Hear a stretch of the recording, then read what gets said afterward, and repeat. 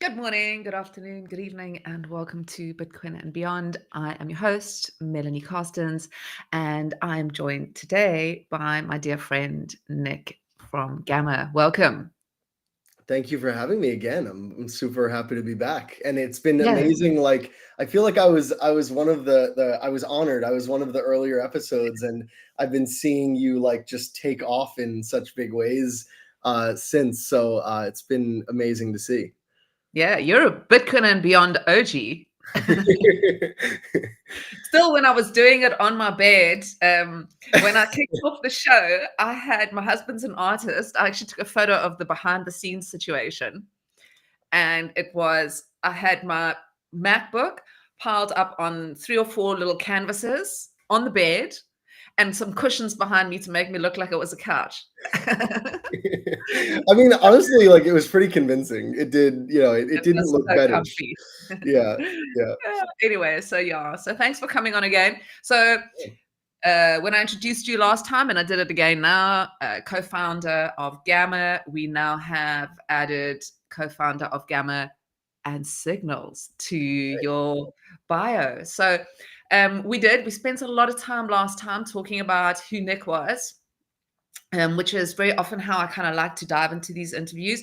But today, and obviously we've spoken a lot about Gamma. I think we should possibly kick it off with just reintroducing, for those people who don't know, what Gamma is, how it works, sort of digital art. So just a little sort of intro into digital art, art on Bitcoin and Gamma, and Mhm. then we'll kind of move into what Signals is, and chat a lot about that a little bit later in the show. But let's kick off with Gamma. Cool. Yeah. Yeah. So Gamma is, we've been building for coming up on 4 years now, which is really crazy to think about. Like Wow. that's becoming like a lot of time. It's kind of wild, but yeah, That is that a name change?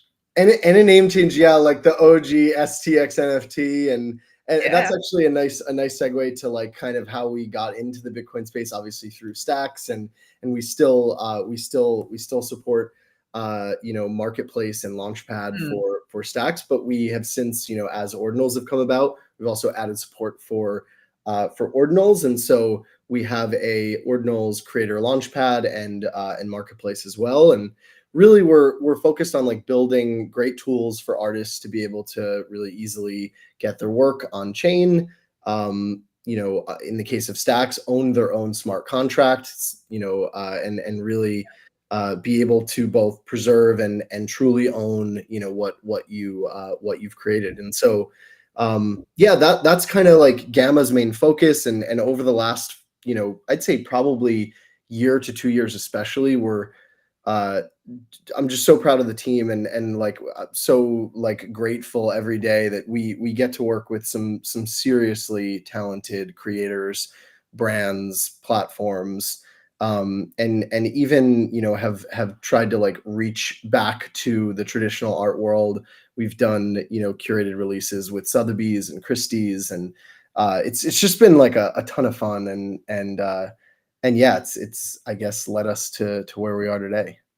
I would kind of say there's two things that you kind of made me think about while you were chatting. The one is, and we'll get to that, and kind of how it brought you to Signals, is how great you are at building tooling. It's kind of like right from the get-go. And let's just talk about Stacks NFTs, because I also want to talk about Ordinals. But it's kind of where I discovered you, and where a lot of the artists that you work with discovered you, is as Gamma, as a Gamma marketplace for Stacks NFTs. And one of the things that was very cutting edge at the time, and there was kind of this time, remember, when it was like about creator royalties, and it was, Mhm. they were slashing them in other marketplaces. So you guys really kind of, not only the experience of being on Gamma, but the artist experience as well. Just incredible, you know, tooling. So I just wanted to point that out. You guys are incredible at building tooling. But do you think that you was I feel that way, kind of almost partially responsible for helping create a fine art marketplace or market in ordinary art? Yeah, I Because mean, we certainly would like to think that we've been stewards to some extent. I mean, I don't want to take credit for all of the great work that the artists are doing. Of course, like they're the real like champions of the movement. But I mean, yeah, I giving mean, them the I tooling. would. Yeah. No, I mean, I definitely. It's let me put it this way. Like, it's absolutely our goal, and it's absolutely something that we take really seriously. And honestly, I would say we almost feel like we have a responsibility to do it because we Mm, know that we're good at that, and we feel like we really understand the needs of creators. And I guess this like responsibility aspect, I say, like, I think it's we have this great artist network who we've worked with for years. We have something called the Gamma Partner Program. And like the purpose of that is to elevate and showcase and spotlight and help like establish and grow the careers of these people. And like we need to hold up our end of the bargain there, and like make easy to use tools for them to be able to use. So yeah, I do think it's like it's a huge focus for us. yeah, I mean, if I think back to those early days, when we had kind of Sparrow Wallet, early days of Ordinals, we had kind of Sparrow Wallet, and we had they were kind of was Magic Eden, had they created a place for Ordinals just yet? Or So we launched first our inscription service. That the inscription services in general were like pretty ahead of the marketplaces anywhere. And I say this like jokingly. A marketplace isn't even our huge focus, but we shipped our fully trustless marketplace, and one day later Magic Eden shipped theirs. But I'm just playing. But no, we really focus on the those creator tools, the launchpad, the collection release side of things. yeah. And we sort of view like marketplace as a valuable like set of tools to offer, especially in the way that you want to do things like auctions and like Mm, just more creative launch mechanisms. But yeah, like platforms like Magic Eden and OKX and others, like they really, I feel like, have focused on the opposite. Like they really want to focus on the trading tools. And mm, I think it takes a different like set of like both skills and like focuses and KPIs. Like, do you want to really put the interests of creators first, and traders and collectors, I don't want to say like they're unimportant, but they're sort of like benefiting by virtue of the creator tools you're creating? Or do you yeah. want to create tools for traders and collectors, and artists are benefiting downstream of that? And I don't know that there is a correct way to do that. I just think that we really like feel like inspired to help creators, and so they're Mm, always like the number one. The person we're really building for is the creator, and everyone else sort of like benefits implicitly. yeah. Yeah, I totally get that, because you kind of, you're putting the table down so that somebody can eat off it. I mean, and I don't now, that was probably not a good analogy because you don't want to eat off the artist, but you know what I mean. You're building the house so that people can furnish it. There we go. So and that's the thing. I kind of yeah, that's a good analogy. You're building the house, the artists furnish it, and then people can come into a nice luxurious house rather than just the art being thrown around everywhere. So there we go. I love an analogy. So, but yeah, I've noticed that, and I think that's kind of why I rambled into that question, was because that really has been something that is a point I really want to drive home for creators, is that you create a place that creators can make something seamlessly. They just have to show up with their art, and they have ownership of that art. And that means that as a collector, you're going to have access to something, a better product, because the product that the creator is creating is sitting on what you're building. So that's the kind of holy trinity that works when it comes to Gamma. It's not just focusing on the trading and then like fuck everybody else. So Well, Yeah. thank you. It sounds like you're doing an ad for us. This is not a sponsored pod, believe it or not. No, but thank you. Listen, I'm the worst person to be interviewing, Nick, because we've been such good friends for so long, and so I love talking to you, and I'm not only friends but a fan. So Thank yeah. you. Oh Likewise, gosh, it's just likewise. started the craziest rainstorm outside. Really? I'm Yeah, I'm I'm like, not to rub it in, but like I had awful weather here. Like it went from obscene. I'm a little outside of New York City, so it went from like obscene heat wave, couldn't be outside, lost power because the AC couldn't handle it, and then it was like crazy torrential, and now it is like the most beautiful day for the first day in like 2 weeks, and I'm like looking outside. I got blue skies. Sorry, I just had to rub it in. yeah. Thanks, Nick. Yeah. Well, it's I'm sitting. My office's roof is new, so it's just making such a noise. So anyway, so if you hear, it's the rain. All right, so let's just take it back. Let's go to signals, okay, and ask you the easiest question. What is the inspiration? How did it come about? I mean, the most So obvious question, sorry. How did signals come about? yeah, so I would like to say we like from day one we're like, okay, this is going to be this new platform that we know exactly how it's going to work. I actually think it was a lot more iterative than that, and I think it was like a process of discovery internally, like signals as a platform, and we can get into what that is in a bit, but like it's been we've been building on it for about a year, and even I remember us chatting because you give such great feedback and advice on things, and I remember us chatting about like early flavors or iterations, not quite what signals is, but just other similar related ideas, maybe even closer to 2 years ago, Yeah, that we were trying to build out. And so it's been this process, and at some point it converted from being like a feature that we were going to add into Gamma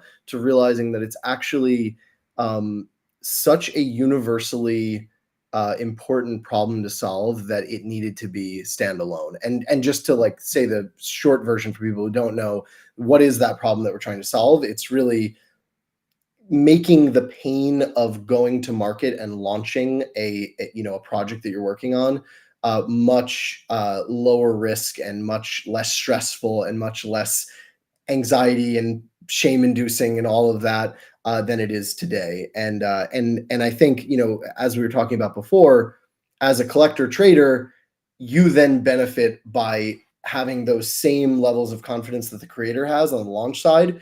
You know that you're not like getting involved in something that is like vaporware either. So I think it like it benefits everyone, and I'm really excited that we are bringing it to market. Mm.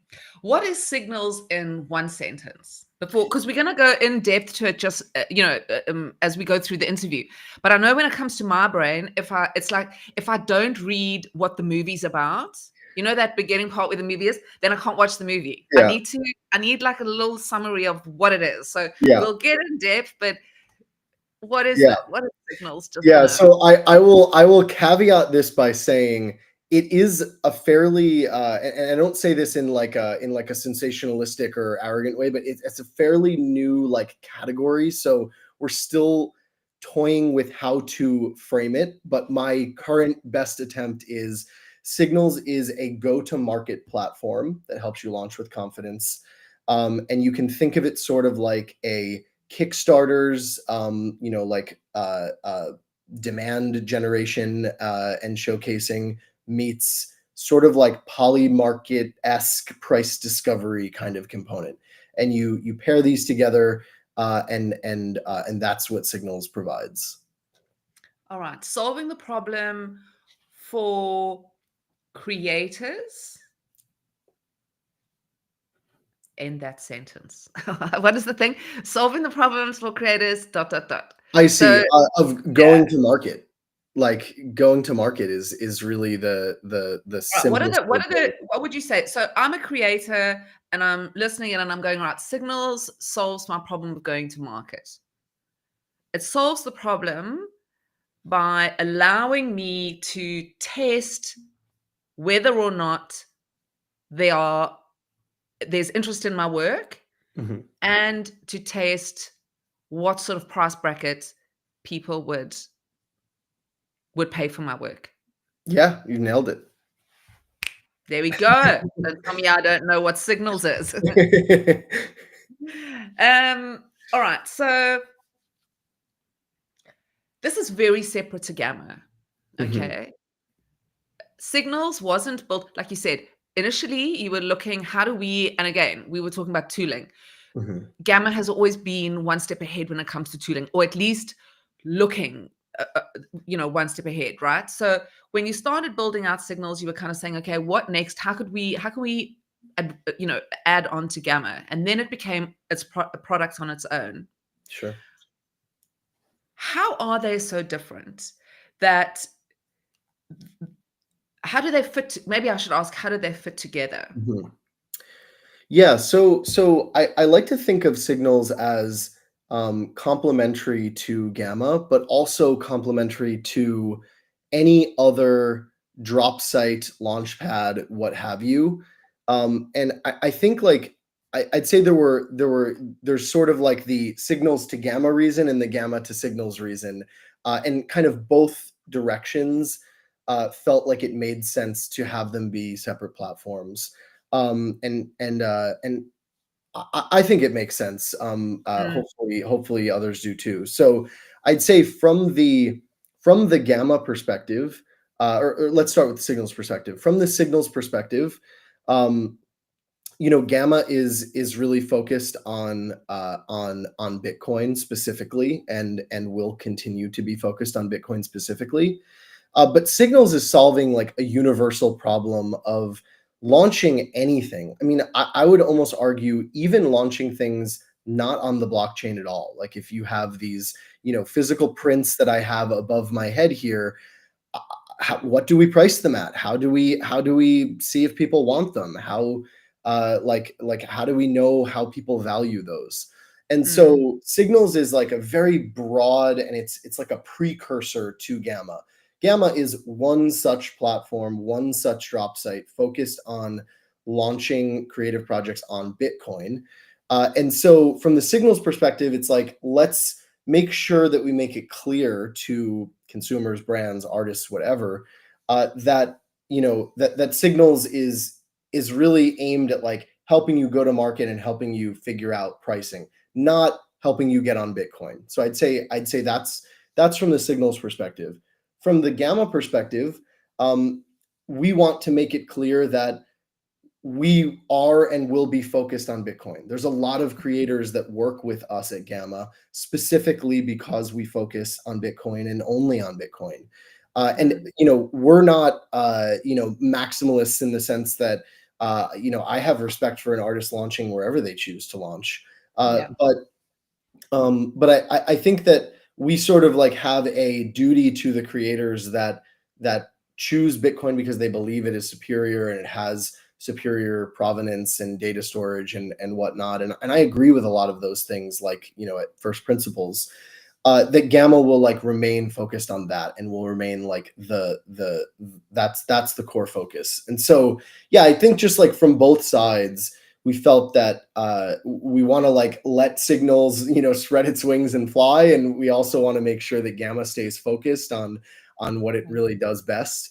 And then because it's complementary to Gamma, there's no reason why it can't just send the outcome of Signals right to Gamma. So they're not at odds with one another. And actually, one more mention I'll say there.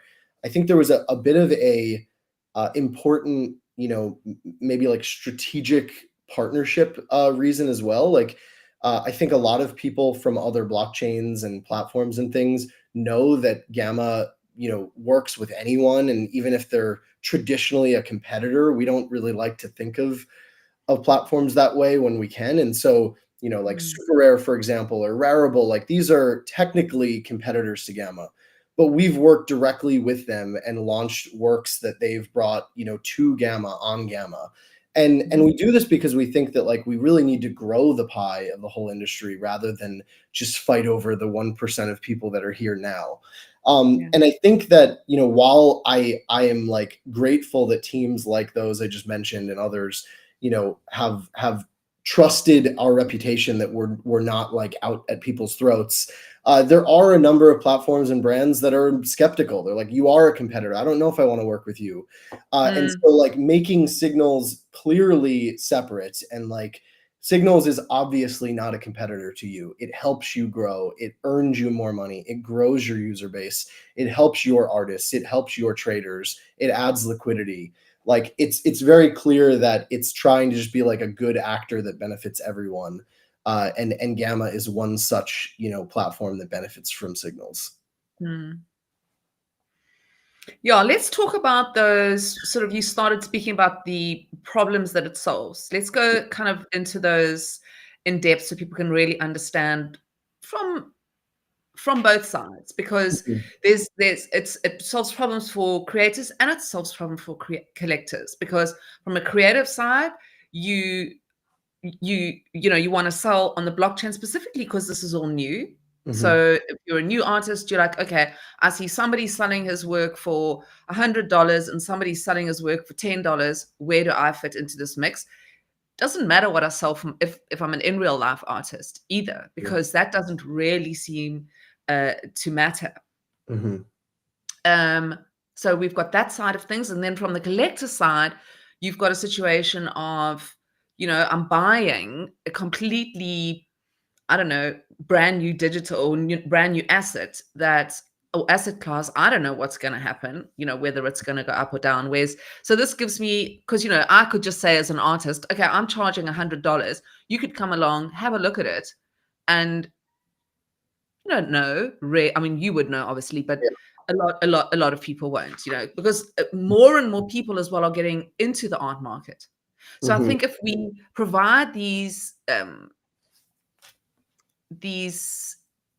tools like this that almost allow them to do so to a degree fearlessly, you know, of like, okay, I'm not really going to make too much of a mess. So I'm rambling on a bit there because I'm even sorting out my own thoughts. I'm terrible. I can't think unless I'm talking. You're good. You're good. Yeah, no, I mean, I think like, you know, you said, so what are the really like the problems that it's solving? So I think, you know, you've nailed a few of them in your example there. I mean, from a creator's standpoint, there's of course something to gain. You can get your work out there. You can have people, you know, appreciate it and share the love, and maybe you'll earn from it and whatnot. And so yes, there are things to gain, but there's like also, unfortunately, a lot to lose if you get things wrong. And you know, like I wish that the industry and the way that artists were treated and valued was not so rigid and black and white, but it often is the case where a creator will, let's say, have they're early in their career, they've had maybe a successful release or two, maybe outside or on the blockchain, and they're sort of like at the level at which they're gonna like take it to the next level, and they think that they can command a higher price, and people generally agree that that's the case. Well, if any number of like little things that happen, it could be like as simple as you know, some new law just got passed and people are nervous for a few days, and like, you know, and then it passes by. But because of that little period where you picked that date, and that was the date that the stock market went down 1% and Bitcoin went down 2%, and you know, because of that, people are squeamish, and now the price that you picked that might have been like maybe based in something is now like out of date because it's been a couple of weeks and it's no longer accurate, and you're kind of just taking a guess a lot of times. And now you release that thing and only half of them sell, and this is again the part that I wish it wasn't this way, but now people view like a black mark on you, and you're like, oh, you know, that person couldn't sell at this collection. That means that nobody wants it, and actually all of their prior stuff is worthless now too. I mean, like, obviously this is ridiculous and silly, but that is often how things are valued, at least in the short term for like contemporary artists. So I think like there's that even if that doesn't happen, like even if you have people who are more sympathetic and they understand that it's just like these things are out of your control and you're just trying to make a living and share your art with the world. Even if that's the case, there's still so much anxiety and possibly like shame that comes along with the fear of that happening.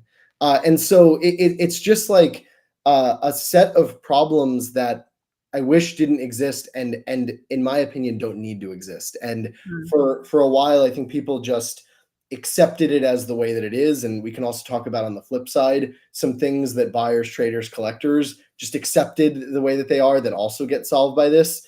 And thankfully, like we were able to come up with something that we think is pretty clever and novel to solve this. Whoops. No, you're good. All right. So we're solving these problems for creators who, and I think that's such an important point. One of the words you said is shame. The fact that, because as an artist, I live with an artist, right? The stress that they go through on a daily basis about their work and what they're creating. It is showing, if you had to take your journal, and let everybody read it, take a photograph of your journal every day, if you whatever you do, and put that out there for people to read every day. That's what's happening. These people are bearing their soul. It's not like, I think non-artists kind of look at it and they see this beautiful product or this ugly product. That's how we look at things. We're like, I like it, I don't like it.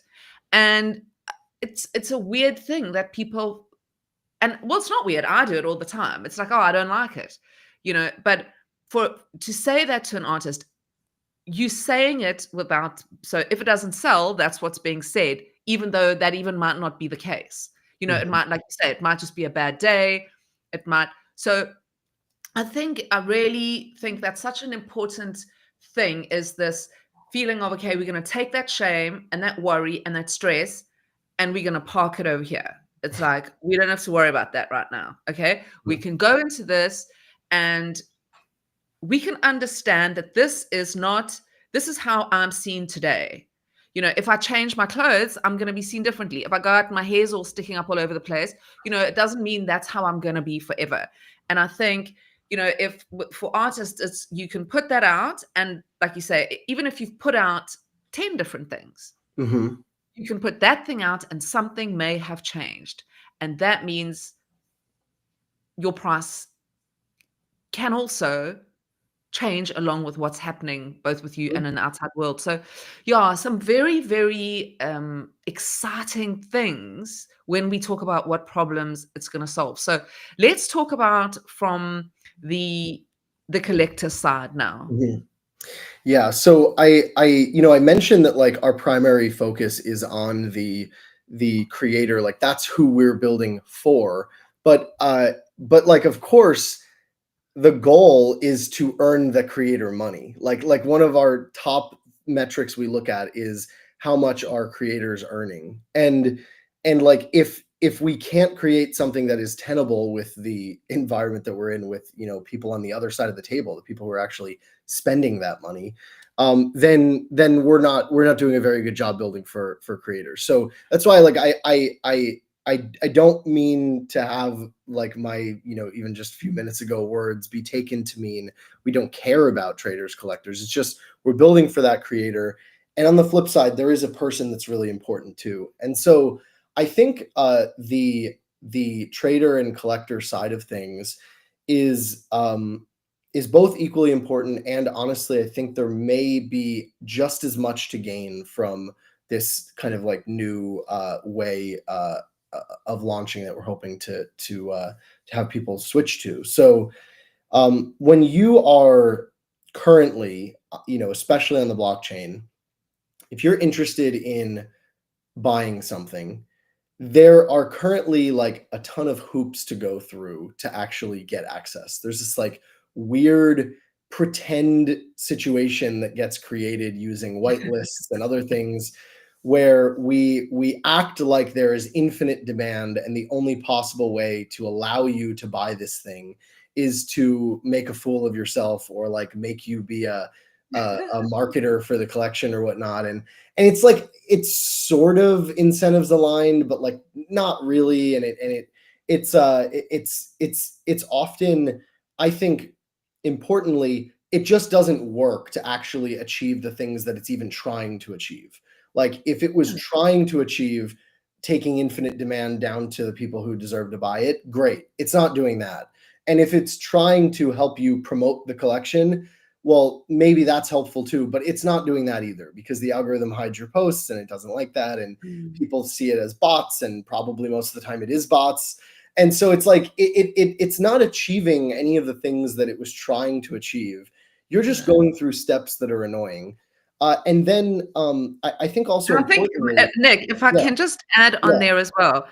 I agree, it's super annoying. I think, if you want to do all these silly things like, make people jump in the shower and eat a cupcake to get on your whitelist, I think that's fine if you kind of are bringing out a collection, a PFP collection, or one of those things like a community collection. Let's call them those. Where you're saying, okay, I'm going to make 1,000 or whatever it is, and then the art isn't the utility in those sort of situations, where it's the community, it's the badge that you're buying. I think it's fine for that, because that's kind of building that community and whatever. But when you're talking about fine art, you are so 100% right. Nobody in the real world who's going to be collecting fine art is going to go and, do anything weird to, I mean, they might, obviously, I'm not saying that, but yes. Yeah. And I mean, like, I would actually argue that, like, I do agree with you that for, a PFP or something, there's like some fun community building aspect to doing something like, I'll go jump in the shower or whatever. Like, and shout out to Udi. There's no, I'm not trying to attack that. What?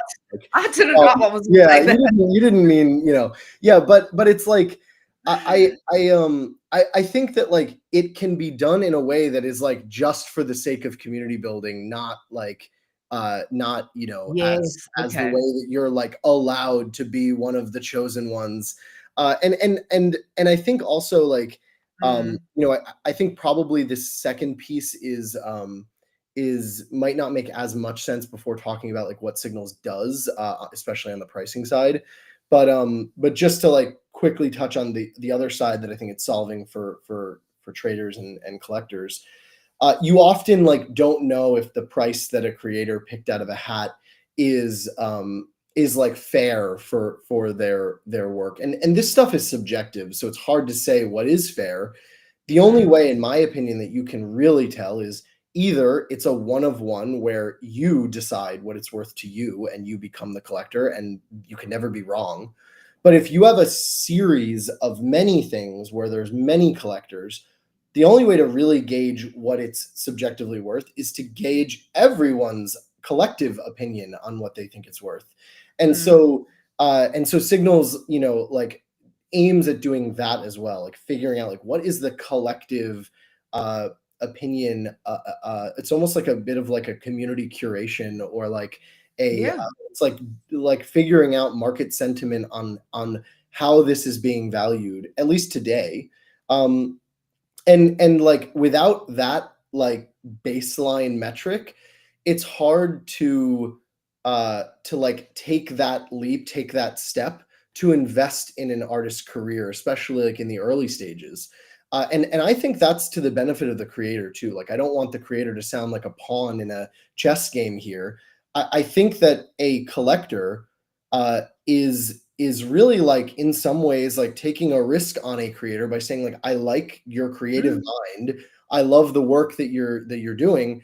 And yes, I'm valuing this particular artwork, but really in a greater sense, in a more meta sense, I am like funding your future career, because I believe that Yeah. you are a creative that deserves to have their voice spread to more and more people and have more of an Mhm. impact.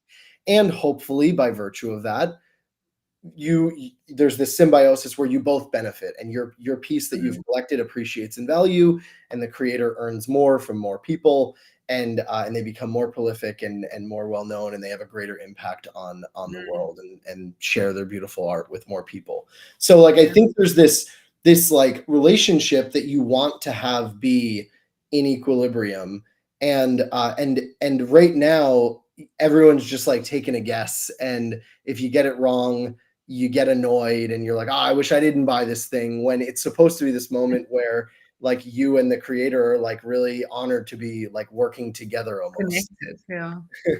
Yeah, it's, you kind of got, the way I look at it when I buy art is that I'm buying a little share in this artist's business. Career. Yeah. It is a business. Artists are not just there drawing pretty pictures for Mhm, no other reason. It's a business. We got to, let's just say it what it is. mhm, It's a business, and by buying a piece of that, you're buying a share in that business. And like with any share that you buy, whether you're buying, share or crypto or whatever it is, you take the risk. Anything mhm, you're buying that's an investment, you don't know. And an art is an investment. That is what it's supposed to be. It's supposed to be, it's not a flip, a thing you buy and then you sell yeah, tomorrow, hopefully, and make $100. This is going, I'm buying something, and that it's going to take hundreds of people to buy into this to lift it up. It's not like, oh, you sold 10 prints. Sometimes it mhm, happens. yeah. Before we go on, I just want to reset the room a little bit, because we are live, for live viewers and for viewers obviously who watch in the future. I just want to give a shout out to the guy, to you, that if you are watching, and say thank you very much. And if you wouldn't mind sharing it, because the more shares we get, the bigger the show will grow. And I would like that. I also just want to shout out Deorganized Media and Bitcoin Live DB. I just want to say thanks very much. We've got Peace, brought to you by Deorganized Media, and Peace Love Music is in the background helping me make this happen. So just a huge shout out to those guys. And as you'll see, there's no sponsors, there are no adverts, and that's because I do this for the love of Bitcoin. So if you can, I'm going to talk about that now. So Ooh. if you can, please check the link. I mean, if you go to the YouTube and you go to the description, I got to get to say this right. There is a link there where you can support what I am doing. Any amount helps. So please, namaste, thank you, etc. very much.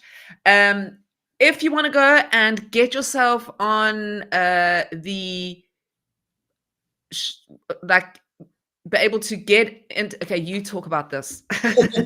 Oh, so yeah, signals. I mean, if you're watching What live, am I doing? especially, there is this hashtag Bitcoin and beyond. That's ampersand beyond. It's up on screen now. You can go to signals.art. I guess you can also scan the QR code. Very, very nifty there. And you can use that code to get access. And you'll also get some free bars, which we can talk about later. Yeah, I guess we can come back to this once people know a little bit more about the specifics of signals. But yeah, like if you're watching this in the future, hopefully signals is out in the world and you can just try it live. You won't be able to get free bars by then, so you might want to move quickly if you do want some. But yeah, thank you for putting that up on screen. Yes. So there we have it. So that's what we're doing. We're talking to Nick, co-founder and CEO of Gamma, and now of Signals. So let's talk about it. What is Signals? We've Yeah. been talking about all these things. It's got a lot of, I think the first time you hear it, it can sound a little confusing, Mhm. but it's actually really, really simple, isn't it? Yeah, I mean it's I used the analogy before of, if you imagine how Kickstarter works to help, especially physical goods get made and produced, and how it like de-risks that. It's sort of like that for creative projects. And then we've also, added on top of that, you could think of it as like the union of that and I use, it's an imperfect analogy, but I use Polymarket in terms of its like price prediction, market driven, kind of like gamified, fun, market driven experience to determine like the value of something. In Polymarket's case, they're determining the value of an event happening in the future, but in this case, it's determining the value of an upcoming release and what you think it's worth and what you collectively think it's worth. And so when you pair those two things together, you have all the great features that something like a Kickstarter would offer in getting something to market and de-risking it. Now let's tailor it for creative projects, especially those on the blockchain and elsewhere. And then let's add this price prediction component. And by the end of it, you have a creator who can go to market with far, far less risk, anxiety, shame, and you have collectors and traders who get early access. And they also know that this is like a real project with real people. It's not botted, and they can show up on mint day or wherever they're buying it, and feel like excited to get involved. Right. So I put my art, I'm an artist, I come along and I load my art up onto Signals.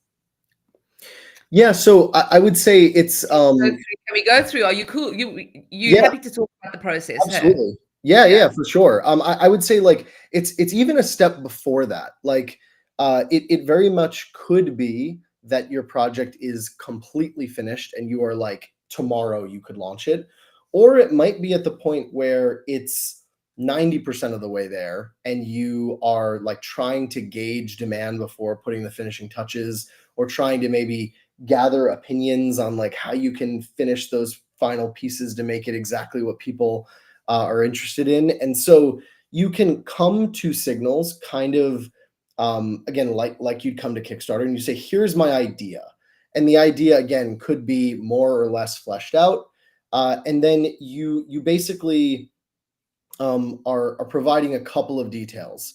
One is some information about it, and again that could be completely fleshed out and exactly the completed version of what it will be, or it could be something that's far along, but you're putting the finishing touches on, and you say, here's what I have so far, and you basically are trying to be finished.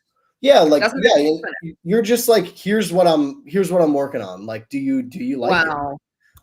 And you can gauge the interest and demand, and so you say like, what are you offering and what is the goal? You say, I'm offering some number of spots associated with this project that I have. And what are spots? It's just a generic way that we describe some deliverable from the project. So in the case of a Stacks NFT or an inscription, you'd say this gets you one of those. Or in the case of a physical print, you might say it gets you one physical print. Or you could even do it for something like you get access to some content that I'm creating, or you get an event ticket. Like it could really be anything in limited quantity that you're trying to gauge demand for and trying to gauge a fair price for. And so at this point you say, I have, let's say 20 spots that I'm offering. And let's say in this case, they are equivalent to 20 physical prints. And you say, okay, I have these 20 prints. I want to gauge demand and see what they're worth. And so you say, let me know what you think about it. And now as a trader, collector, purchaser, whatever you want to call that person, we call them backers. Whatever that backer sees it, and if they find it interesting, they can then say, okay, like I think that's really cool. I would the very first step would be, I would take it for free. Like, you could be like, I mean, because there are things you wouldn't even take for free. And so the very first step is, I think it's cool enough to accept for free. And then, that kind of helps like get some initial demand. And so that step of saying, I would accept it for free, is something that we as the Signals platform let you do for free once a day. And the reason we do this is it kind of is that first step of allowing us to help like rank and sort and find this sort of like collective curation of what do people think? Like, assuming money wasn't part of the picture, just do they like it at all? Like, do they think it's an interesting idea at all? And let's remove the requirement from that. No, but I mean, like in a positive way, like It's like, you know, yeah, it's like try again, fix it up. yeah, no. But I would say, like, don't even No, think of no. it as coming to completion. It's more the equivalent of like sharing a Twitter post. Like when you share a Yeah. Twitter post, you know that someone isn't immediately going to buy that thing that you tweeted, but you are, if you get lots of likes, replies, reposts, and whatnot, and it's genuine engagement, you're getting some signal there of like if people like are at least like the look of it, Yeah. or like the work that went into it. And so that's step one. And we make it free once a day to do that because we want to like encourage people to be active, show up every day, and kind of like help pick the things that they think are interesting. And then if you like something enough, let's say you see that there's lots of interest and you quite like it to the point where you'd actually pay for it, you can then upgrade that to a bid. And so you can say, okay, well, I like it so much that I would be willing to pay for it. Hopefully that happens often. And you say, I would be willing to pay $100 for this, or I'd be willing to pay $500 for this, whatever the price is. You could start low. You could say, I'd be willing to pay $10 for this. And you place that bid. And when you place that bid, we ask for you to place a deposit against it. It's a 10% deposit. And the idea behind the deposit is to both like reduce spam and bots and things like that, but also to have a little bit of skin in the game. So you're not just like making up a number out of nowhere. Like you probably really want this thing. At this point, has the artist given an amount? Or at this point, is it just an image? Or can the artist at this point give amount? So can the artist say, look, there's I'd like to, you can't say less than $10. So the way that you're referring to like a reserve price, so we do Yeah. support that. Couldn't think of that word. Yeah, no, you're good. So yeah, we do have the ability to put a reserve price. We actually don't have it behave the way that you just described, where like you can't even express interest below the reserve price. We actually don't reveal the reserve price. We just say that there is a reserve or that there isn't a reserve. And later on in the project, there's a point at which we reveal the current price based on the bids, as like a snapshot. And at that point, we say whether that price has or has not met the reserve price. And the reason we do it this way is we really want to gauge like genuine interest and demand and what that number is. We don't want people to anchor to that specific price. And we also don't want people to be afraid of expressing any interest at all, because like ultimately your excitement may change based on others' excitement. Like that's like a thing that we see a lot. Like, you see, a PFP collection. It doesn't have to be, but it could be PFP collection, and there's 1,000 pieces, and you're interested, but you know that it's community driven. You want to make sure there's a strong community before you take the plunge and getting involved. And so you say, all right, I'm going to wait and see what the level of interest is first before I'm going to like really commit to it. And so we want to let you say, all right, I'll commit like at a very low level right now, and have lots of people be able to say, I'll commit at a low level right now. And you're almost like dipping your toe in the water. And as more and more people dip their toes in the water, then maybe you will start bidding up, and you'll get to the point where you reach or exceed the reserve price anyway. But if we didn't let you express that initial interest at a low degree, it never would have reached that higher degree. So it's like, it's not just about showcasing demand. It's also, I would argue, it's generating more new demand based on seeing that other people are interested. Yeah. Yeah, because I mean, I think I always, I kind of went back and forward in my mind when you told me about that particular, people they don't see the reserve. Mhm. But the more I've thought about it, the more I absolutely understand it. Because now the quantity that the Mhm. artist puts down in the beginning. So I could take a 1-of-1 and I could say there's only one of these. Mhm. What would you be interested in paying? So that means the person who That's essentially a bid, auction. Yeah. It's an auction, Yeah. right? So the person who bids or who puts in the highest amount receives the one of one, and all the rest of the people get their deposits back, right? This is a long-winded way of me saying people get their deposits back. So it doesn't matter. You can put, if you really love it, you can say $100. The reserve could actually be $5, but there could be 9 other people. Say there was 10 of them. There could be 9 other people who are offering, so yes, okay. Yeah. So So I think like the key thing on the deposit, I'll say it goes both ways, and it's we were pretty intentional about the way that it works. So there's no risk to placing the deposit if you actually want the item. So like don't play this like weird game where you're like, oh, I'm gonna like place a deposit and maybe get it back. Like, no, if you want the item, place the deposit, and that signals that you're actually interested. And why I say that is if you get it, like if you get that spot, that right to buy it, it's non-refundable. So like if you actually get it, you're committed to that deposit. On the flip side, though, there's no risk if you get outbid or the project doesn't succeed, or like that, those kinds of things. So it's like you're basically you don't have to worry about the failure cases or like the situations where like there weren't enough people interested. But you do need to like mean what you say when you place a bid, and I think it's like a nice balance between the two. Yeah, I think it kind of gives you a real collective, like you said it earlier. It's like a whole pile of curators.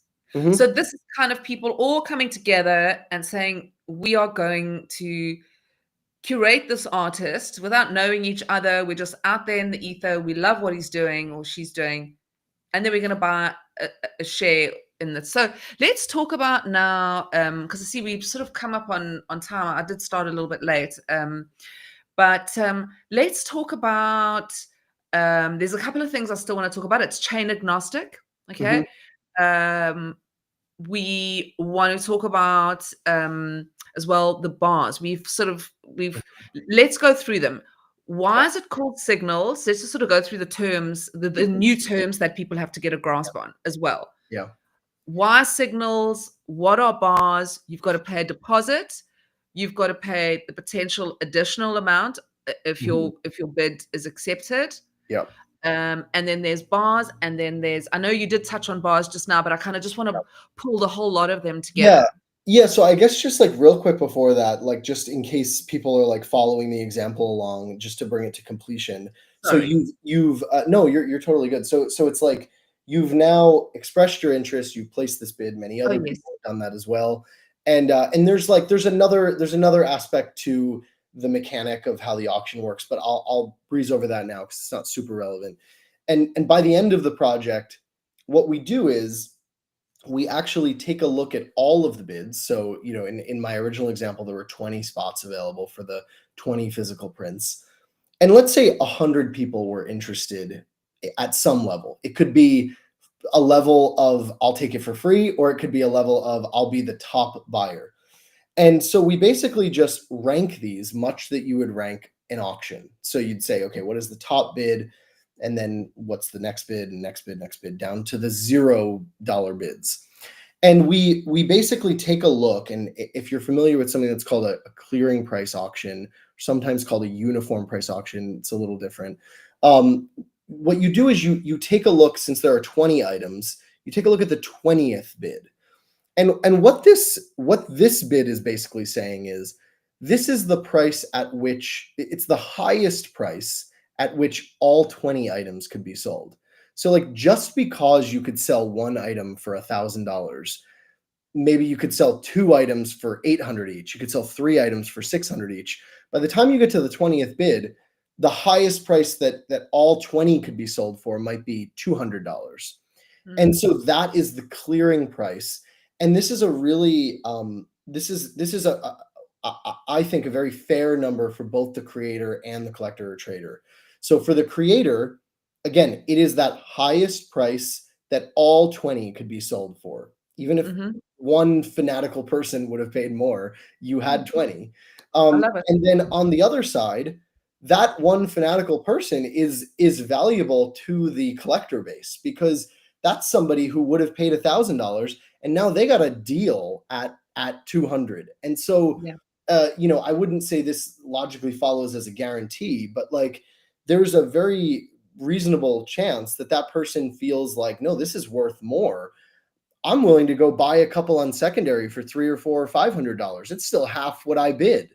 And so it's really like a nice balance that gets the creator what they deserve for their work, and also leaves some room on the table for secondary trading, which I would argue benefits the creator and the collector. Like, it's good to show that your work is in such high demand that there is interest after the initial sell date. Like, people want to see that your work appreciates, and that's good for everyone.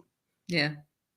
So yeah, I guess just as like the very, very final piece, now Signals has done its job. It's figured out the price. It's allocated all of these spots.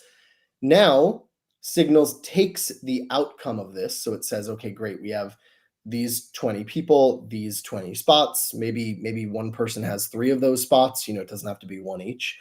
And we say, okay, what do we need to fulfill the sale? And if that creator chooses to launch, let's say on Gamma, on Bitcoin, they could ask for people's Bitcoin addresses. And so people will provide their Bitcoin address. And now we basically hand that over to Gamma. And now on Gamma, you show up and you can claim that spot, and you pay the remaining 90% because you've already paid the 10% deposit. We'll discount that price by 10%, and you'll pay that difference and you'll get your spot. And that's an option to buy. So it's like you're not required to, but of course you'll lose your deposit if you don't. And so if there's, let's say, 1 or 2 of the 20 pieces that don't get claimed, now it could go to a public sale, and people could go and claim those remaining pieces. Right, they don't go to like the next 2 people on the original list. So we do have something that we call standby, and so if you don't make the cut, we basically take all those people that didn't make the cut and we put them in more or less like a first come first serve standby wait list. And so all of those people would be given a shot at those last couple of pieces. The reason why we make it available to everyone is you just told us yesterday that you only would pay X. And so it's possible that you would pay the higher amount, but it's possible you won't. And so we basically want to give anyone that's interested, a chance of claiming those remaining pieces before the public. How does the artist communicate with the interested parties? So yeah, that's a key part of Signals. And you mentioned like keeping it chain agnostic. It's maybe like slightly tangential, but I think they're sort of related.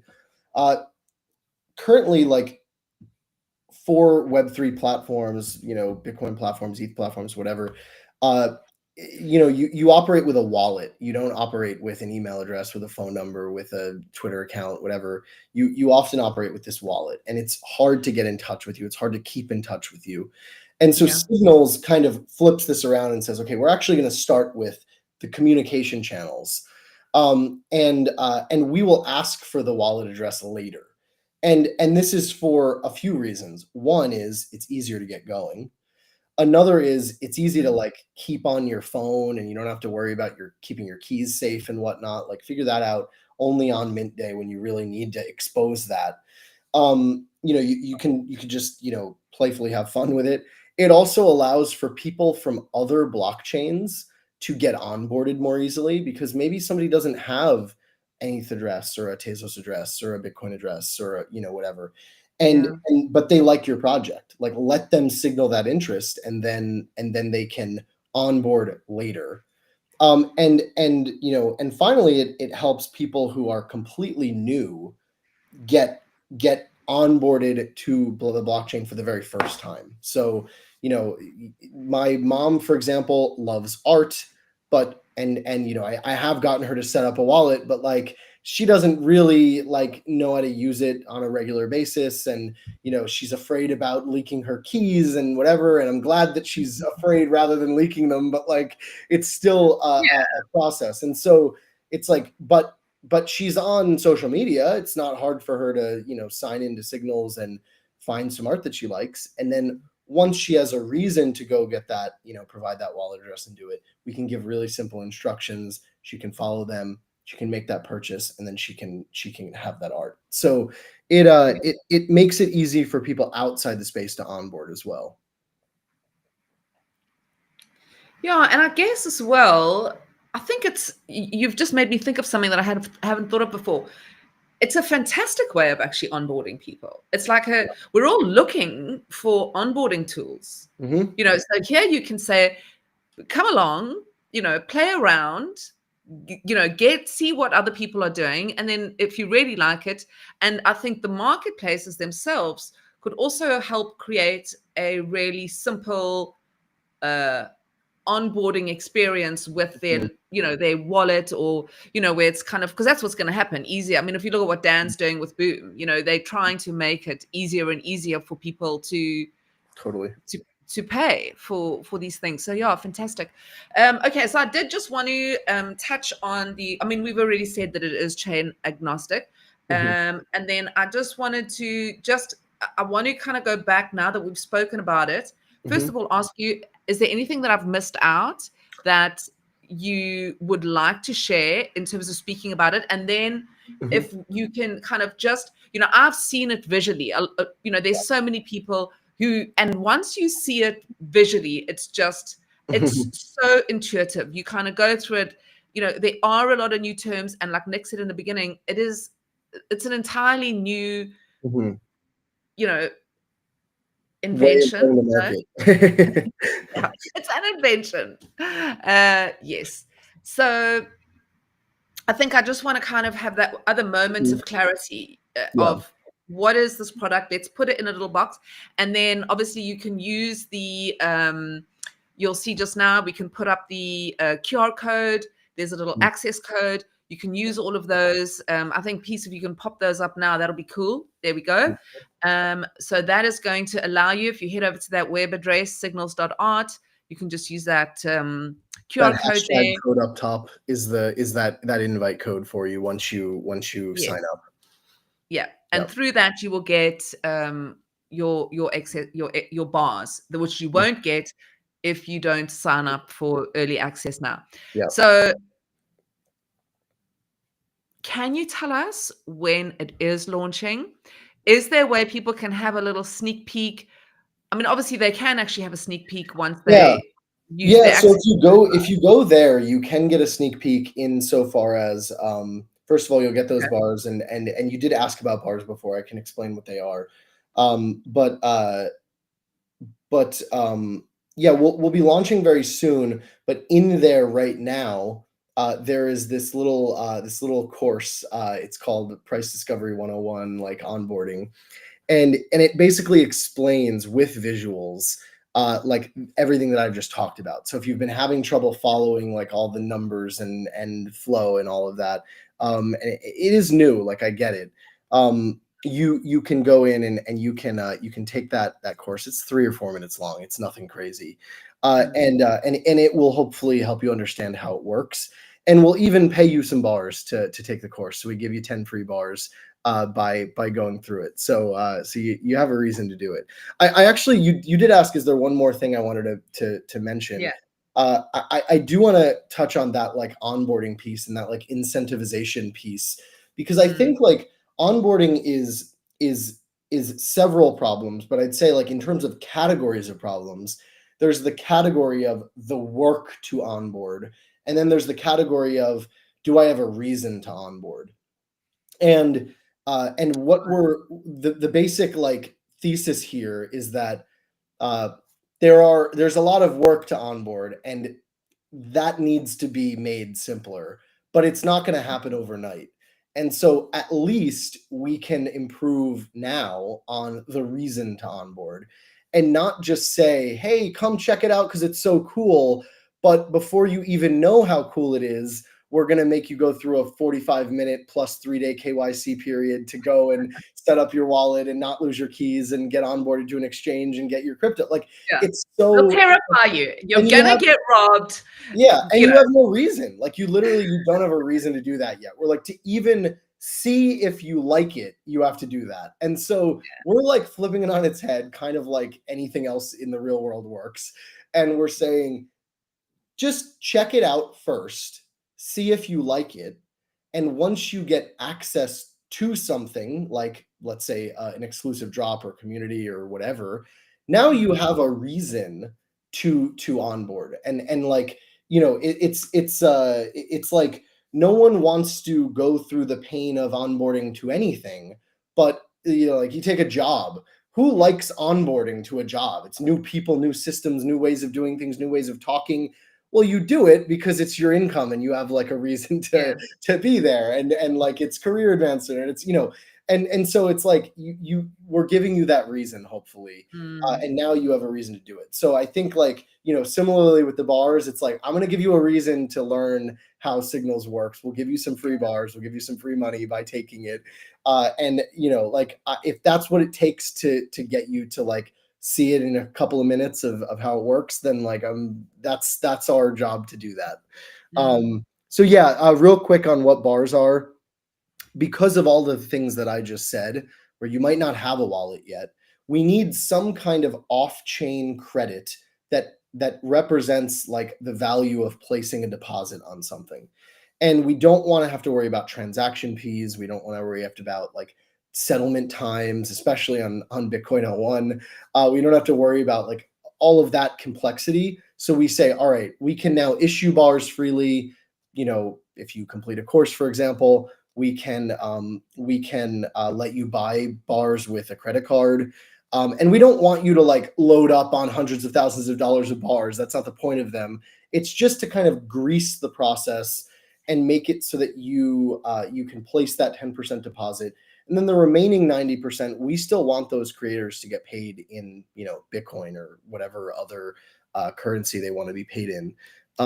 So that's kind of why the bars exist. And I also like the little play on words. They're signal bars, bars of gold. Love it. And yeah, so there's a fun aspect there. Okay, so let's just sort of break this down a little bit more. Bars, we've said now you can get some for free, but in the future you're going to pay for your bars. You're going to get you get one free one a day. Did you say? So we created another thing. You talked about all these terms. I was trying to avoid flooding people's minds, but we have this other thing we call a pulse. And so once a day you can claim a pulse. This is completely free. It's just an incentive to come show up every day and back something early that you think is interesting. And so you get your daily free pulse, and then your bars are like there's like actual, So you pay for the bars. And I think, sorry to interrupt you, Nick, but I think if if you've used this now, you've gone online, you kind of, somebody, there's a couple of people now have gone online, they've used the access code, they're having a look at it. There's going to be other people who are watching this in the future. You can also just go back now. And I think once you've had a look at it, it'll be easier then to go back and listen to the show and listen, you can now in real time listen to Nick talking about it, things. So, okay, so your bars you buy, and the bars are what you use to place your deposit. So your pulse, you get your pulses for free. You're allowed one free pulse a day. You can go online, you can say, hey, I like that. That's putting your pin in it and saying, hey, I think that's cool. So with that, an artist can just see, hey, people have noticed my work and they've given me their little free like a thumbs hands up. up. I haven't taken my wallet out, but okay. And you can keep in touch with these people. So there is a utility. Now, when you share updates on the project, and remember, we have people's email address or whatever other method of contact they add, you can now send updates and you can say, hey, I've like fleshed out this other part of my project, or I'm committing to giving you a physical print or whatever. And now those people who just raised their thumb, they are now saying like, oh, actually, there's more to this. I'm willing to bid now. So they're actually joining that artist's community with that. In a way, yeah. Okay. So you're going to go there, you're kind of giving a thumbs up, you're saying hi to the artist, you're saying join your community. It's really just connecting with that piece of artwork. I've connected with what I'm seeing. Then the artist now says, right, the bars are open. We open. So that's the next step, right? He's now finished his work, because now he's just put on maybe, I'm working on something, and this is Well, these this could is kind of happen my in parallel. Like it could be completely finished and you're immediately bidding on it, or there could be some delay. Like it's really we tried right. to keep it fairly open-ended so that it really supports anything. It could support ideation, or it could support Mhm. like going to market with something that is ready to launch tomorrow. Mm. Okay, so and then just to summarize, because there's something else I want to say here. So you summarize me, and I love a summary.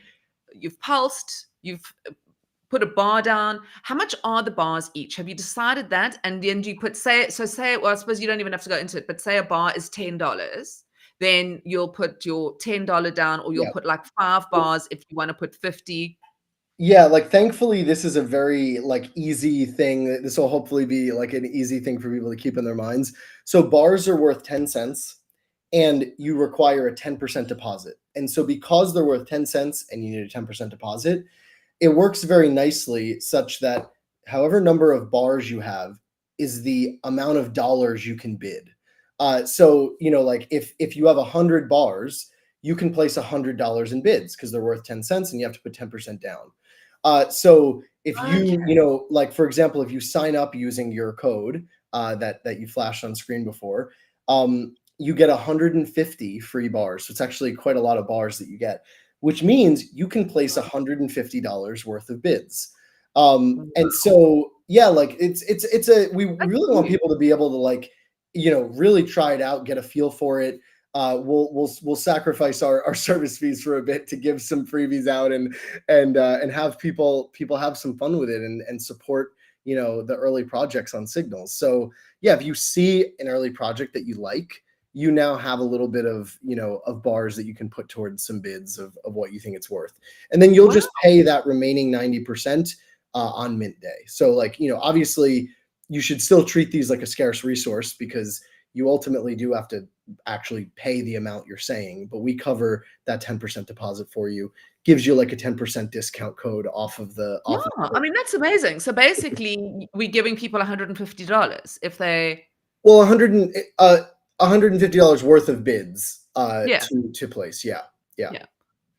That is amazing. All right. So that's I wanted to ask you something else that you were talking about just now. Now it's in my mind. Anyway, yeah. Um, yeah, it is.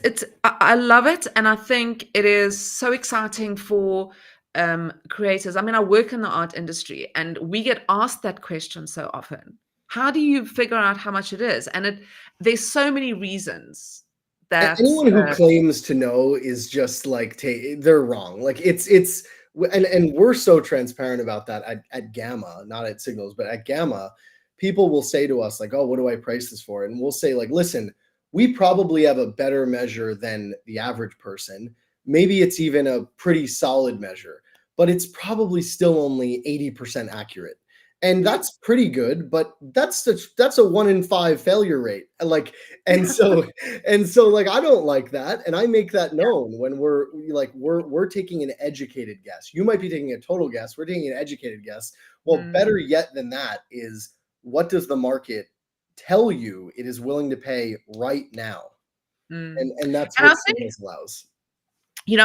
I feel like, I mean, you've got that firsthand experience, but I feel I have firsthand experience of going through this in public when Ordinals launched and the Ordinals marketplace launched, and we were all having this conversation. The artists were having it with themselves. We were having it Mhm. with you. We're like, how many should we? I'm not an artist. Everybody thinks I'm an artist. I'm not an artist. I represent my husband, who's an artist. um, and so that's why I was, helping him mint his stuff. So that's why I know this. And we were having these conversations going like, must we put 100 out? Must we put 10 out? And only really, I would say a year later, did I feel, and I saw it with other artists sort of start hitting comfortable, all Right. right, this is how many I should put out, and this is how much I should charge for them. And even Mhm. that still differs And so it vastly. changes like from release to release. Yeah. Yeah, that's what I'm saying. Even that just, Yeah. so that's why this is kind of not something that an artist would just do the first time they ever arrived on the scene.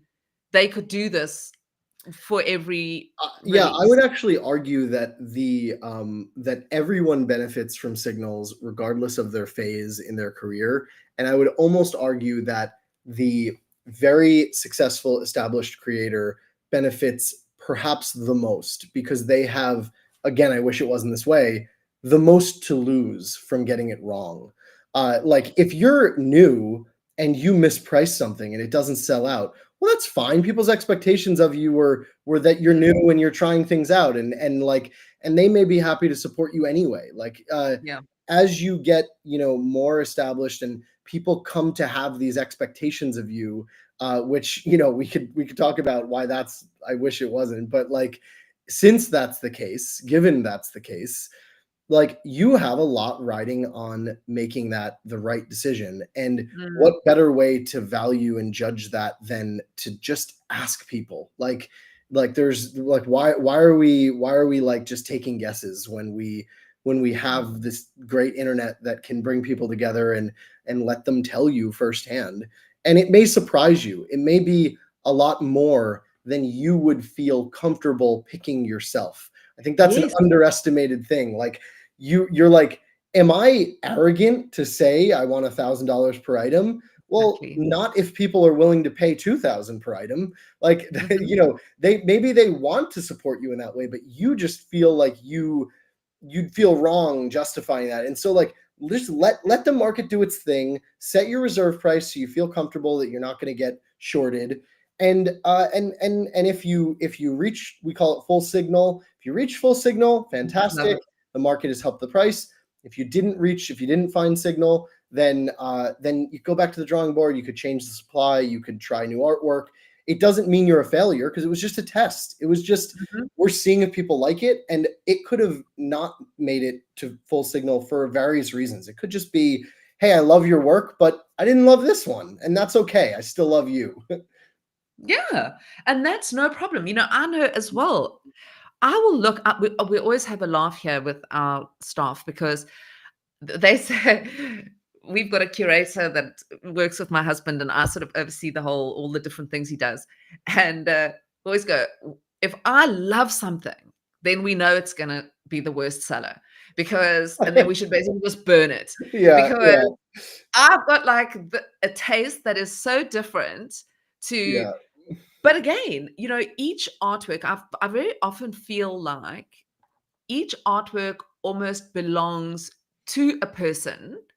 And so I Mhm. always say to artists when their work doesn't sell, it's not that no one likes it, it's just that the person that's supposed to own it hasn't seen it yet.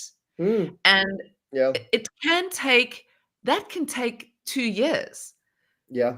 So there's also no shame in your work. Even if you possibly release a work and you put it out on signals and it gets no bars and everybody thinks, oh well, take that, bank it, and wait 6 months or a year and Mhm. pop it out there again. 100%. Guaranteed there will be. If you look at most, like, J.K. Rowling, Mhm. or what's his name, who wrote the angel, like, Dan somebody or other, those people are like multi-billion selling books, and they so They have often, how some do you think he flops did it? and or just No, ones but that how are more often under do the you hear radar. that with writers? They were Yeah, rejected like yeah, 5 times, yeah. and then suddenly and then Mhm. all of a sudden their early books became valuable because they were released early, And they so always had the talent. It's like the talent was always there, but people maybe didn't see it or yes, find it the or right people just yeah, hadn't come along yet. That's just yeah. how it is. It hadn't been Well, and framed maybe. exactly. Yeah, and one point I'll call out too, you mentioned like try it again in 6 months. That's another thing that we are like excited about that Signals let you do. So since people have already expressed their interest once, if you come back 6 months later, maybe you've left everything the same and it's a different time, that's fine. Or maybe you say, listen, I overshot the supply. I had 1,000 things, maybe 500's better, or I had 50 and maybe 30 is better. Now you can go back to those initial people who were interested, and you can say, hey guys, I have this again. Send them a message, like, because all they've already told you they want to hear from you about this project, And Right. now you get those early backers to come back again, and they can use their free pulse and say, okay, I'm gonna try again. And then as they see more people are interested, they say, okay, this time, like, let's do it, let's make it happen. And so I'm really excited that it will allow for that, and that's why, like, I really want to frame signals, and I really want to make sure everyone approaches signals as we are trying things and seeing what sticks. There is no fear or shame or anxiety about what I put up on signals because I'm not launching it yet. I'm just putting it up, seeing if it sticks. If it sticks, fantastic, we'll bring it to market. If it doesn't, we'll go back to the drawing board, or we'll put it in the archive for now. And either way is fine. Now, can you, all right, so I go and I pop my art on signals and I see that it gets, now in my head, at that point, I've got to say, right, there's going to be 30. Mm-hmm. Yeah. Okay. Now, and then I get 2,000 pulses. I can't, I can't add the quantity, or I can't reversely, or what it was a better way of saying it, but say I say there's going to be 30, and then I get like 5 pulses, but I look at their profiles and they're all like, art curators of Christie's. And I think like, oh my God, okay. This is I'll a let big this thing. go. Yeah. Yeah. Oh. So you use the example of, like, you get 2,000 pulses. So that's actually not how the pulses work. So the pulses, because they're free, their value is worth a $0 bid.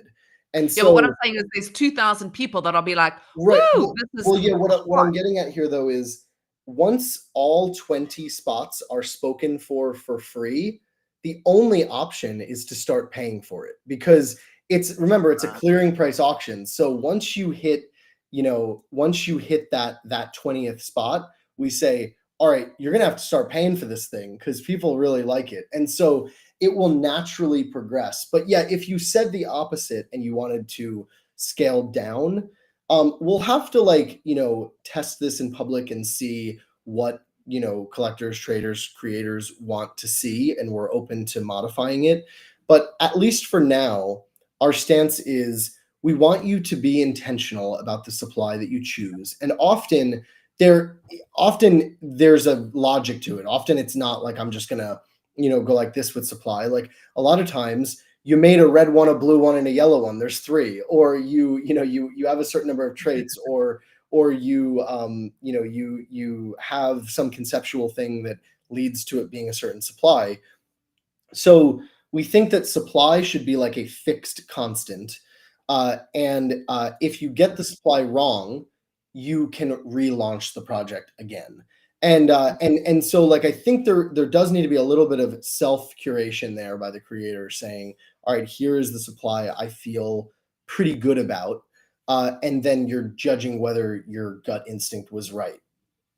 Yeah. Yeah, I think, I think, like you say, it's like there's nowhere I can go mentally where there's not a solution. I think this thing has been so well thought out. Like you say, it's kind of been in the making for 2 years in a way, behind the scenes, Yeah. in various iterations. So, and I just want to come back to this idea, but as we close out,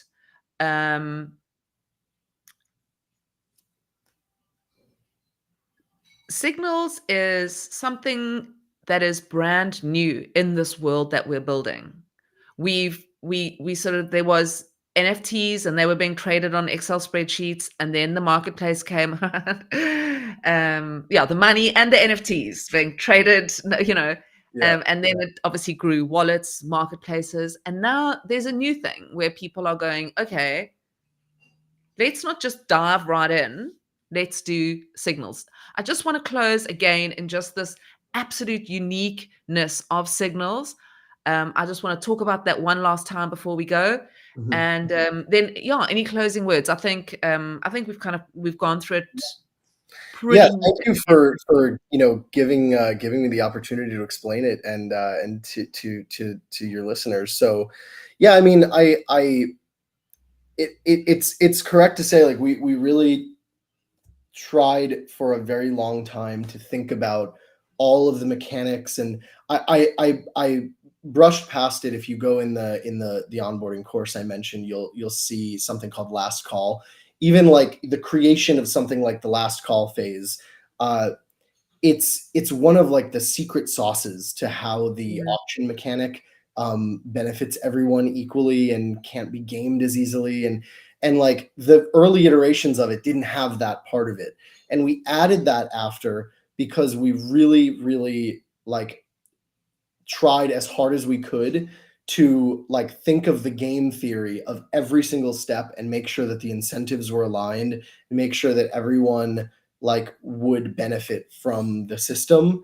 And so I feel super proud of what we and the team Mm. has created. And I honestly think that, we'll of course learn and grow and evolve and enhance it and improve it, and I'm sure there's a few things we got wrong, but by and large, we didn't want to rush this out because we're like, it's already so new and so different that it's going to be a learning curve. People are going to have to get used to how it Yeah. works. We can't have it not working. Like it's like if it is new and it doesn't work, then it's just complete chaos. So like it Yeah. either needs to be the same and a little broken, or it needs to be new and like really well thought out and flawless. And so Yeah. that's the path we went for. That's why it took as long as it did. But I'm really happy with the path we chose, and I think it will. Uh, my personal belief, I'm biased, of course, but my personal belief is, uh, why would you launch anything any other way than with signals? Like once Yeah. it's available to anyone, it is purely worse to not use signals. Mm. It's you gauge the demand, you hopefully generate demand, you de-risk the launch, you get people to be excited about it. You as a buyer, you like know that others are actually genuinely interested and have some skin in the game just like you do. And on mint day, there's a lot less that can go wrong. And so I would almost argue, again, I'm biased, I think it will be bearish not to use signals. Like, what are Yeah. you hiding that you don't want the market data to be revealed ahead of time? Is it because you're Mm. botting everything that you're posting? Like, Yeah. I think it will be the way that projects go to market, if we can do a good job at executing and getting it out to the world.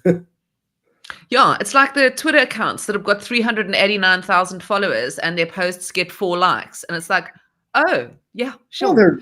they're on vacation. No. Yeah, every one of your followers just took the day off from Twitter. So, yeah, I think it's in a way, it's proving that your hype actually holds and there's Mhm, value behind mhm. that, because Right. that's another problem is and we've gone very much over time, so we've got to stop because you and me also could talk for 5 hours. Sorry, everybody. um but I think that's the thing is some people are better marketers than Mhm. other people. Some art, Yeah, their marketing is actually better than their art. yeah. But and I think this also cuts through a lot of that. But yeah, Nick, I think once you've launched, then we must maybe do another show or get some artists on with to talk about it, just to kind of run through it again because it is Yeah. new. And I think important again to mention is the fact that this isn't an addition to Gamma. It works with Gamma, and if you are putting your art, your Bitcoin art on Gamma, yes, use signals, Mhm. but signals can work chain agnostic. Any marketplace can use it on any chain. Yeah. Or Yeah, off the blockchain. Like I like to say that because I think cool. it's important to frame it in your brain as any creative project on or off the blockchain, wherever it's launching, wherever it's dropping, can Mhm. go through signals and can launch. We say like Yeah, with signals, and so you can just try it out, get that data, get those like intent signals, and get that skin in the game, and see what's interesting and coming to market and what's exciting. And again with that, if if Peace, you don't mind bringing up one more time the link in the code there, go to signals.art and enter that code hashtag Bitcoin ampersand beyond Bitcoin and beyond, and you can use that as your invite code. Be sure to include the hashtag, and that is that will get you some free bars. You can play around. You can see what's upcoming. We have some amazing releases by some incredible artists. We have like more targeted, smaller series of the like higher value things from Burst, from Polly and Faith. We also have kind of like a PFP style. If you're OG Stacks, you'll know Weasley and Megapont. They're doing a collection with the Tradeport guys on the Sui blockchain. It's called Mega Waves Makers. So that's a fun like degen community mint. And then we also have a couple of large scale releases. One from Harto, and one from Jack Butcher. And I think that these will kind of like all come together. People can cross-pollinate. People can get involved. You can get some free bids with the code here, and we might even have like one or two other surprise drops. Like we're aiming to launch a physical through Signals as well, something we might have been working on recently. So if you want to get your hands on one, you may be able to use Signals to do that. That is so exciting. I'm already getting that feeling of like, oh my God, I hope I'm numbers. I'm a collector of art, so I love, and look forward to whatever's coming out there. So yeah. All right, Nick. Well, what a fantastic conversation. I am super excited for launch. Did I ask you when it was launching? So we've not yet communicated it, but it's soon. So I would say, yeah, it's very soon. I mean, tomorrow's July 4th here in the US. I don't think we should launch it on a holiday, but like very soon after, you may see it live. And the free bars are not going to be live once we are live. So if you want to get those, I'd sign up now. So this is pretty much the last interview or opportunity that people have to get their free bars before. It may be. Maybe. All right, there we go. You have it from. I didn't want to say the horse. I don't know why they say from the horse's mouth. Isn't that like the worst thing? Yeah, the don't look a gift horse in the mouth thing. I guess that's a different phrase. But also you say it. No, but you also say it. You heard it. It's from the horse's mouth. Yeah. Isn't that a thing? Yeah. Oh, I don't know. Anyway, distracted. I don't have ADHD. Not at all. All right, guys. Well, Nick, thanks so much for joining me. It was so cool talking to you as always. Thanks for having me again. Really appreciate it. Yeah, I look forward to Signals. And guys, please head over to signals.art. Check it out. And thank you for there's 150 free bars if you use that access code hashtag Bitcoin and beyond right now. So today is the 3rd of July. It's only going to last up until Signals Art goes live. After that, no can do. Okay, so just thank you for everybody. Thank you to everybody for watching. I appreciate your support every week. We are here 12 p.m. ET on a Thursday on my X account as well as on my YouTube account. If you head over to the link in my bio, if you are watching on X, that will take you through to my YouTube channel. There are ways to support what we're doing here. We don't have any sponsors and we don't have any commercials. So would be appreciated if you could head over there and help. And like I said, new program each week. Oh, there we go. My eyebrows. My friend says that my eyebrows go the highest of any eyebrows. How high can you make yours? Look how high that is. Yeah, you definitely got me beat. And you have like big glasses on, so it's misleadingly, it's higher than it even looks. Yeah. I know. Yeah. I've got high eyebrows and big hands. Who knew? Yeah. All right. Random tips, random thing of the day. All right, Nick, have a beautiful rest of your day. Thanks again for having me. I look forward to chatting to you again. Thanks to Peace Love behind the scenes. Thanks to Deorganized Media, and thanks to Bitcoin Live TV. Have a beautiful week. Enjoy 4th of July if you are in America and you are celebrating. And we'll see you next week. See you later. Bye, Nick.